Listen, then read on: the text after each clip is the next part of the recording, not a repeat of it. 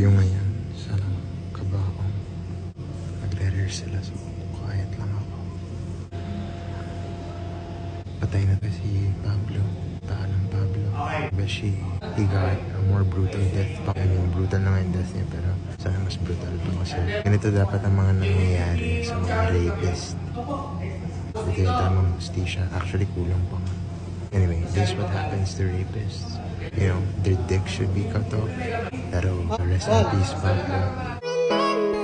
We just finished our first day. I had so much fun doing the show. Batang Quiapo, it's such an honor to be part of it. I'm very grateful for the opportunity. Kaya maraming salamat talaga kay Greg Coco, of course, Kuya. Maraming salamat sa buong Batang Quiapo team, sa buong Team Ski, TM Productions, sa lahat ng mga naka-eksena ko, lahat ng mga units na nakatrabaho ko. I had the most fun while doing this show. I'm just grateful. Yun lang. Till next time, bye Pablo. May you rot in hell.